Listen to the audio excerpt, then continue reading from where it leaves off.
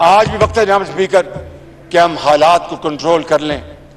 एक ऐसा लाडला जिसको दिन रात दूध पिलाया गया, 15 साल दूध पिलाया गया, आपने फैसला करना है तो फिर इंसाफ की बुनियाद पर करना होगा, हक की बुनियाद पर करना होगा। ये नहीं हो सकता कि आप मेरे साथ कोई और बर्ताव करें, किसी के साथ कोई और बर्ताव करें। कि सब जानते हैं कि 2018 के इलेक्शन पाकिस्तान की तारीख में बदतरीन झुर्लू इलेक्शन थे और एक ऐसी हुकूमत को मुसल्लत कर दिया गया या मुसल्लत हो गई जो सरीहन धांधली की पैदावार थी। ये नहीं हो सकता एक के साथ कुछ, दूसरे से कुछ और सलूक हो। फैसला करना है तो हक के साथ हो, इम्तियाजी सलूक कबूल नहीं। हम सब ने मिलकर रियासत को बचाने का फैसला किया।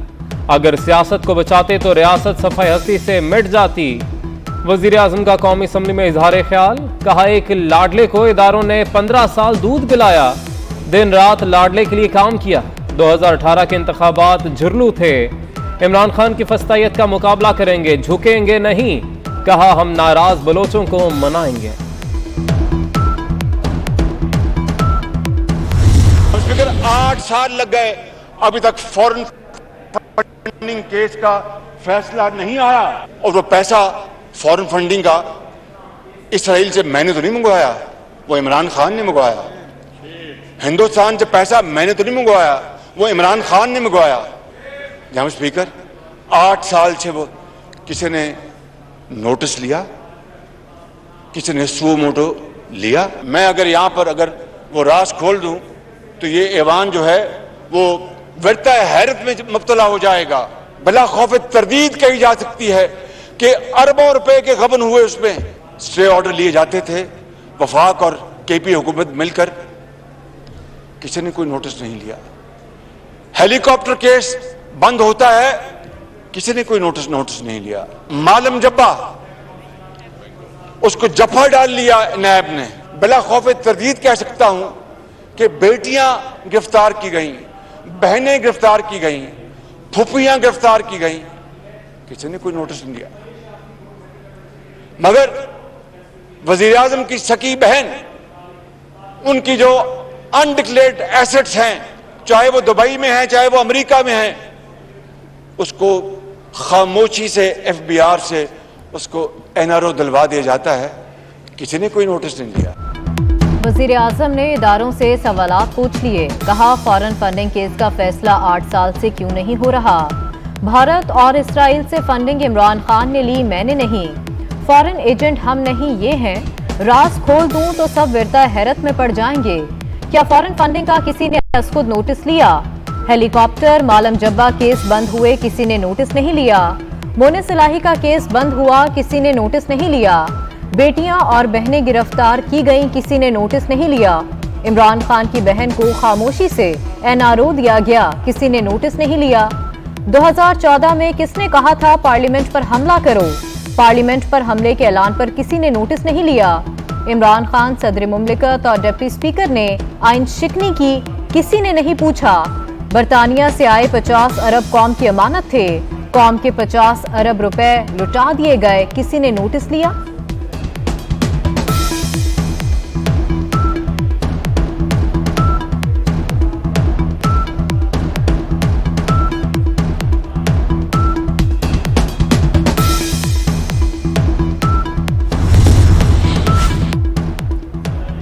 किसी इदारे को दबाव में डालने की कोशिश नहीं कर रहे थे। तमाम सियासी जमातों का एक ही मुतालिबा था, सिर्फ ये गुजारिश की थी फुल कोर्ट बैठकर फैसला सुना दे। बिलावल भुट्टो का ऐवान में इजहार ख्याल, कहा साबिका हुकूमत ने आइन तोड़ा, तभी यही मुतालिबा था। 18वीं तरमीम के बाद सदर पाकिस्तान से भी आमिराना इकदामात की ताकत वापस ली। अफसोस से कहना पड़ रहा है नया 58(2)B अदालत के पास चला गया। 2018 के इलेक्शन में साकिब निसार ने हमारे खिलाफ इंतखाबी मुहिम चलाई।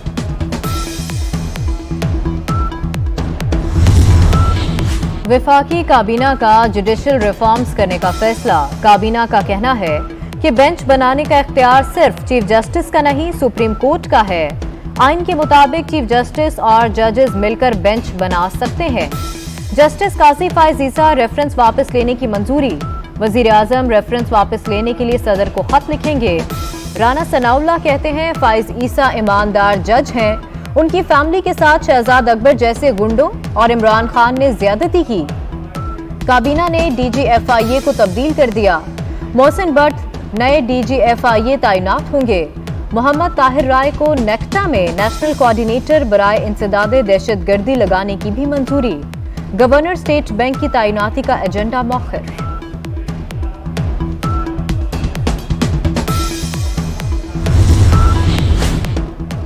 जजेस तकरीरी के जुडिशल कमीशन के इजलास पर तहफ्फुजात का मामला। सिंध हाईकोर्ट बार एसोसिएशन का कल अदालती कार्रवाई के बॉयकॉट का ऐलान।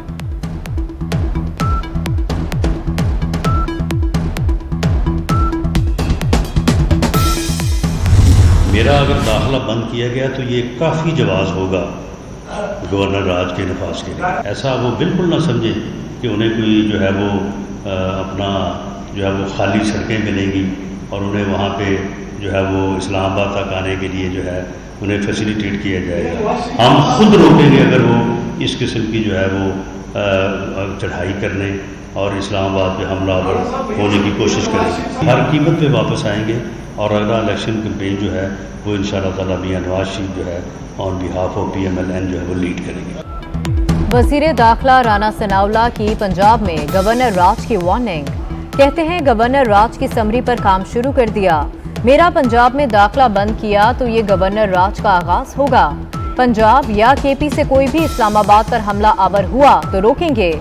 बोले सुप्रीम कोर्ट के फैसले से सियासी सूरत-ए-हाल खराब हुई, जिससे डॉलर छलांगे मारने लगा। नवाज शरीफ वतन वापस आएंगे और इंतखाबी मुहिम चलाएंगे। करप्शन मुकदमात दर्ज करने का फैसला चेयरमैन नैब करेंगे। इमरान खान की करप्शन के ऐसे हवाले सामने आ रहे हैं, आपकी सोच होगी। वजीर कानून आजम नजीर ताड़ड़ का कहना है पंजाब में वुज़रा के दाखिले रोकेंगे तो गवर्नर राज का जवाब बनेगा। अदलिया का जो इख्तियार है वही रहेगा।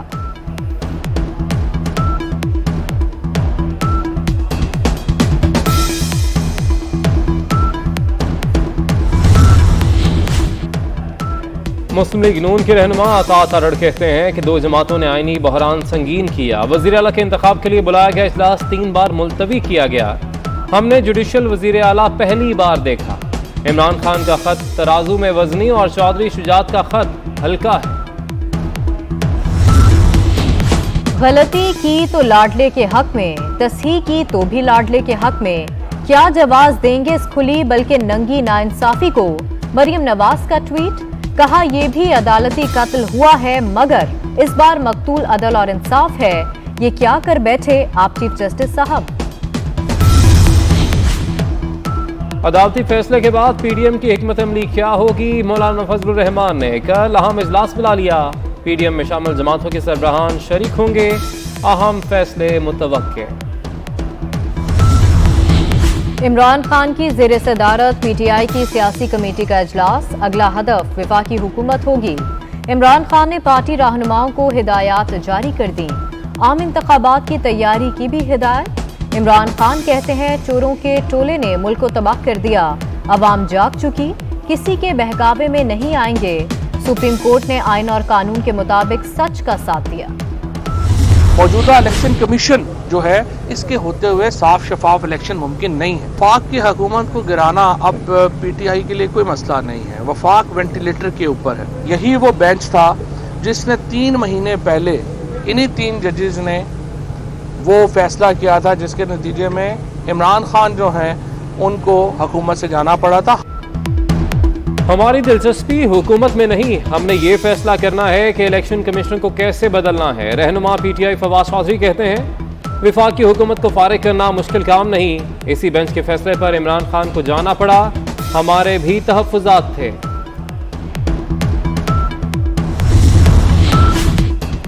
बार कौंसिल का सुप्रीम कोर्ट के दायरा-कार से मुतालिक आईनी शिकों में तरमीम का मुतालबा। सुप्रीम कोर्ट बार एसोसिएशन और पाकिस्तान बार कौंसिल का मुश्तरका एलामिया। कहा चीफ जस्टिस के केस फिक्स करने और बेंचेस बनाने का इख्तियार रेगुलेट किया जाए। बेंच बनाना 5 सीनियर तरीन जजेस की सवाबदीद होनी चाहिए। जूनियर जजों की सुप्रीम कोर्ट तकर्री की बार कौंसिल सख्त मजम्मत करती है।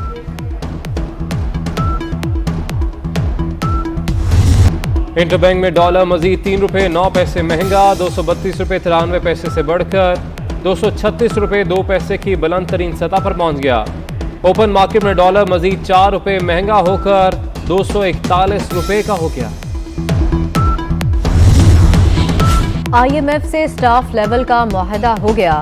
वजीर खजाना मिफ्ता इस्माइल कहते हैं दोस्त मुल्क आसान शराइत पर पेट्रोलियम मसनूआत फराहम करने पर आमादा हो गए।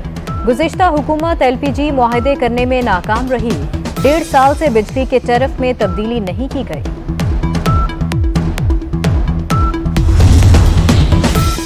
बिगड़ती मईशत के लिए अच्छी खबर, पाकिस्तान को IMF से 1 अरब 20 करोड़ डॉलर हासिल होने की तवक्को। फिच और मूडीज की रेटिंग आउटलुक रिपोर्ट जारी, कहा गया ये कर्जा दूसरे ज़राए से मजीद फाइनेंसिंग के रास्ते खुल सकता है। सियासी गैर यकीनी सूरत हाल की वजह से इस माह पाकिस्तान की करेंसी और बॉन्ड्स को नुकसान पहुंचा।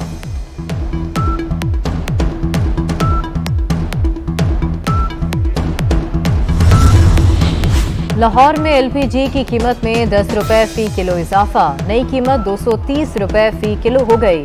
घरेलू सिलेंडर 150 और कमर्शियल सिलेंडर 450 रुपए मजीद महंगा हो गया। हलीम आदिल शेख को एंटी करप्शन जामशोरों ने गिरफ्तार कर लिया। हलीम आदिल शेख एंटी करप्शन जामशोरों में दायर मुकदमे के हवाले से पेश हुए। Issues planning के why does one plan? Obviously one plans for the future. हमारा प्रॉब्लम ये हो गया कराची में we are still planning for the past.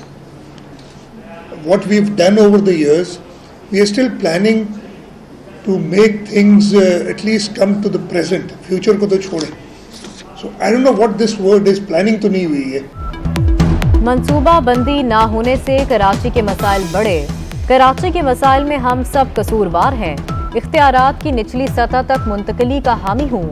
वज़ीर आला सिंध मुराद अली शाह का कराची में ताजरों से खिताब, कहा नस्ला टावर सिंध हुकूमत की गलती नहीं थी, हमें कराची के लिए प्लानिंग नहीं करने दी गई।